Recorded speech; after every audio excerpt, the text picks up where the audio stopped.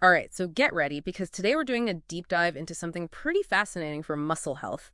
We're going to be talking about EMS, electrical muscle stimulation. Mhm. You might have heard of athletes using it for recovery, but what if EMS could actually be a key to preventing muscle loss for anyone, especially those folks dealing with injuries or limited mobility? Yeah, it's some pretty remarkable stuff. We're going to be diving into this study from Nagasaki University in Japan, and they really explored how EMS works, like Hmm. at the molecular level, looking at, those specific proteins and genes that can make our muscles, well, grow or waste away. Oh, no. So we're not just like strapping on some electrodes and calling it a day, huh? Yeah. These researchers went deep. And here's another thing that I thought was interesting. The study was funded by both a scientific society and a company that develops EMS technology. So I got to ask, does that influence the findings at all? What do you think? It's definitely something to keep in mind. But even with that being said, the study itself was very rigorous. They used a controlled environment to really isolate the effects of EMS. Hmm. So think of it like this. They worked with rats and they immobilized their hind legs to mimic what happens when, you can't move a limb, like after surgery or a serious injury. Then they applied different frequencies of EMS to see what happened. So it's kind of like giving those muscles a virtual workout while they're, stuck in a cast. But let's back up for a sec. For anyone listening who's not totally familiar with EMS, what is it and how does it actually work? Well, imagine your brain. Your brain's sending signals to your muscles, telling them to contract and relax, right? Yeah. EMS basically mimics those signals Yeah. using electrodes on the skin. So it's like giving your muscles this little electrical nudge to get them moving, even if you can't physically move them yourself. So it's like sending in a motivational coach to get those muscles fired up. And what did the researchers actually find? Was this electrical nudge helpful? Well, the results were pretty impressive, especially when they used high-frequency EMS, specifically 50 hertz. They measured something called muscle cross-sectional area, basically how thick your muscle fibers are. Think of it like measuring the diameter of a tree trunk. The thicker it is, the stronger the tree. Right. Right. Well, the rats that got this specific type of EMS had muscle fibers that were almost 25% thicker than those that didn't get any stimulation. Wow, that's a serious game. So high frequency EMS is like giving your muscles a secret weapon against wasting away. But was it just about size, or did they find anything else happening at like the cellular level? That's where it's even more interesting. They looked at two proteins, PAKT and PGC1up. You can think of them like personal trainers for your muscles, helping them to stay strong and healthy. And guess what? High-frequency EMS was like giving those trainers a super boost. It significantly increased the levels of these muscle-protecting proteins. So not only are the muscles getting a workout, they're also getting like extra support from these protein powerhouses. It's like a double whammy against muscle loss. But I'm sure there's another side to this story, right? What about the things that actually cause muscle breakdown? Did EMS affect those at all? Yeah, you're on the right track. There are these genes, estrogen-1 and MRF1, and they're basically the demolition crew for your muscles. They promote breakdown. Oh no, the muscle villains. Exactly. But here's the good news. EMS was like putting those villains on timeout. Hmm. The study found that EMS significantly reduced the activity of these muscle-destroying genes. That's amazing. So high frequency EMS is like a superhero for your muscles, boosting the protectors and shutting down the bad guys. This has to have some serious implications for real world applications, right? Absolutely. Just imagine the possibilities for someone recovering from an injury. Instead of their muscles wasting away while they're immobilized, EMS could help preserve their strength and size. It could be a total game changer for their recovery process. I'm already starting to see how this could be helpful for so many people. Okay, so my mind is officially blown. We've got high frequency EMS boosting muscle protectors, putting those muscle destroying genes on timeout. It's like the ultimate workout buddy. But I'm curious about something. The study was on rats, right? So how do we know for sure that this will actually translate to humans? You're right to be cautious. While this research is super promising, we do need more studies on humans to confirm these findings. It's kind of like baking a cake. Mhm. You might have the perfect recipe, but you need to test it out in your own oven to make sure it comes out right. Okay, that's a good analogy. So we need more human trials to see if this EMS magic works the same way for us. But let's say it does. Who would benefit most from this? Are we talking just athletes recovering from injuries, or could this be helpful for, other people too? Oh, it's certainly not limited to athletes. Think about anyone dealing with muscle loss. Muscle loss due to immobility, like someone recovering from surgery, or even someone with a chronic condition, a condition that makes movement difficult. EMS could be a really valuable tool in their recovery arsenal. It's like giving those muscles a lifeline, helping them stay strong and healthy, even when they can't be actively used. Now that you mention it, I'm thinking about older adults who often experience age-related muscle loss. Could EMS be a potential solution for them too? There's actually a growing body of research that suggests exactly that. You see, as we age, our muscles naturally start to weaken and shrink. It's a condition called sarcopenia. But studies have shown that EMS, especially when it's combined with, traditional exercise, can help combat this age-related decline. It's like turning back the clock on muscle aging. That's incredible. It could be a game changer for seniors, helping them maintain their independence and quality of life. But let's kind of shift gears a bit and talk about how this research is actually applied. It can't just be a free-for-all with electrodes, right? Absolutely not. EMS is a powerful tool, and it needs to be used correctly. This is where qualified healthcare professionals come in, Yeah. like physical therapists or athletic trainers. They have the expertise to tailor EMS treatment to each individual's needs and goals. So it's like having a personal trainer for your muscles, but this trainer uses electricity to get results.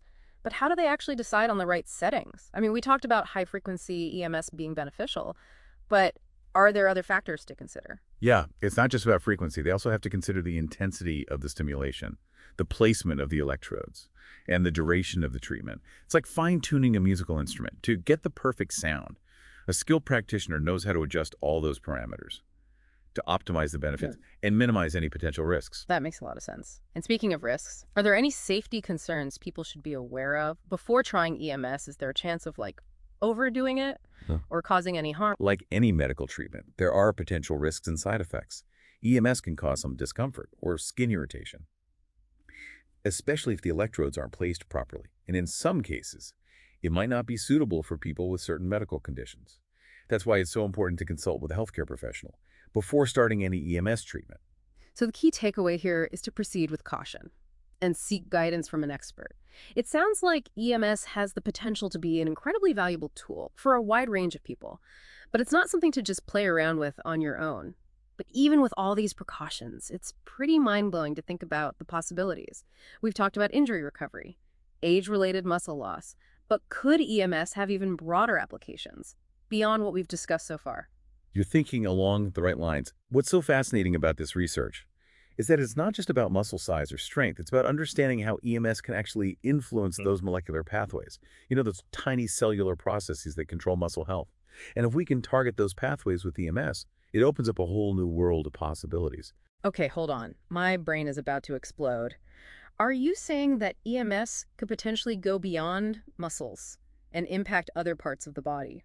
That's exactly what researchers are starting to explore. Early studies are looking at using EMS for conditions like osteoporosis, where stimulating bone cells could potentially lead to increased bone density. Imagine being able to strengthen your bones with targeted electrical impulses. That would be revolutionary, especially for, those struggling with bone fragility. Are there any other areas where this type of research is showing promise? Another exciting area is nerve regeneration. There's early research looking at how EMS might be able to help guide nerve regrowth after injuries. Imagine being able to use these targeted electrical signals to help reconnect damaged nerves. That could transform the field of rehabilitative medicine. This is incredible. It sounds like EMS is on the verge of becoming this multi-purpose tool for improving human health in ways we never thought possible. And it all stems from this deeper understanding of how EMS works at the molecular level. This research from Nagasaki University has really opened up a Pandora's box of possibilities. I am completely hooked on this deep dive, but before we get too carried away with all these futuristic applications, let's bring it back to the present. For our listeners who are intrigued by what they've heard so far, and maybe thinking about incorporating EMS into their own fitness or recovery routines, what's your advice? My advice would be to start by having a conversation with a qualified healthcare professional.